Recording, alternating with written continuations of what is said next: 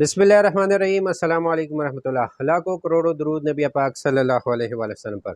उम्मीद है दोस्तों आप सब खैरियत से होंगे। रैबिट वैली से मैं हूं मोहम्मद आसिफ खान, एक बार फिर आप लोगों की खिदमत में हाजिर हूं।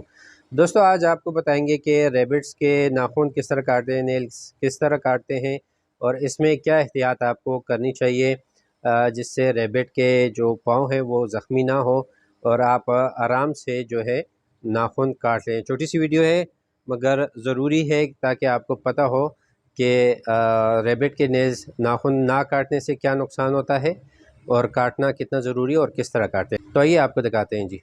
अच्छा दोस्तों, सबसे पहले तो आपके पास जो है एक कटर होना चाहिए। जैसे कि मेरे साथ इस वक्त ये वाला कटर है।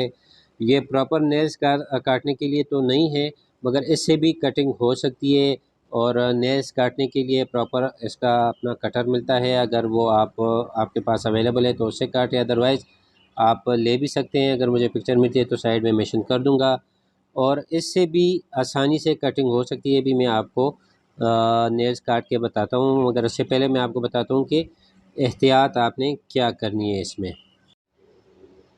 अच्छा तो दोस्तों, आपने नाखून काटते वक्त ये ख्याल रखना है, जैसे आप इसमें देख सकते हैं इस नाखून में जो ये सुर्ख जगह है यहाँ तक आपने बिल्कुल नहीं काटना, क्योंकि यहाँ तक काटेंगे तो इसके नाखून से फिर खून निकलना शुरू हो जाएगा।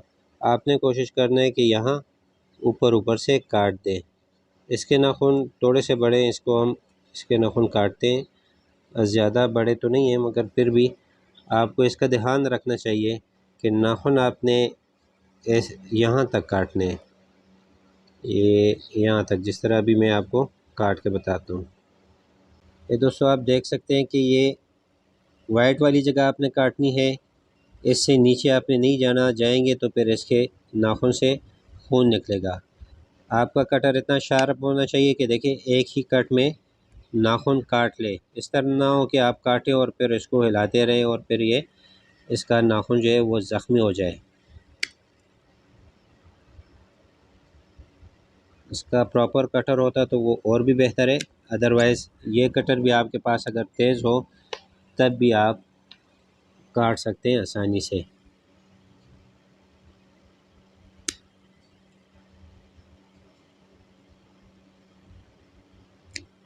ये आप अगर वक्त पर नहीं काटेंगे तो ये फिर अपने पंजों पर ज़ोर नहीं कर सकती और रैबिट जो है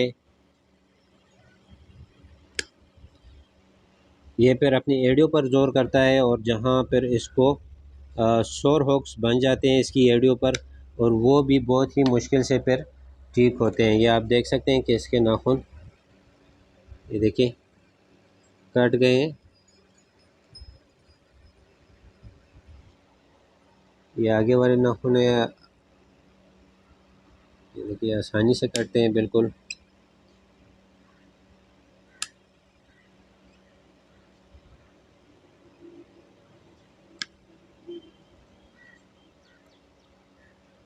तो आपको चाहिए कि नाखून चेक करते रहा कीजिए कि नाखून बड़े हो तो इसको वक्त पर काटे, अदरवाइज़ इसके पैरों में ज़ख़म हो जाएगा। इसकी जो एड़ियाँ हैं ये फिर पंजों पर ज़ोर नहीं देगी, अपनी एड़ियों पर ज़ोर देगी और यहाँ पर इसके सोर हॉक्स बन जाएगा, ज़ख़म बन जाएगा, जो कि फिर वो भी बहुत मुश्किल से ठीक होता है। अदरवाइज़ वो भी कभी कभार जो है इससे भी आपके रैबिट्स जो है वो एक्सपायर हो सकते हैं, क्योंकि इनको तकलीफ़ होती है काफ़ी ज़्यादा।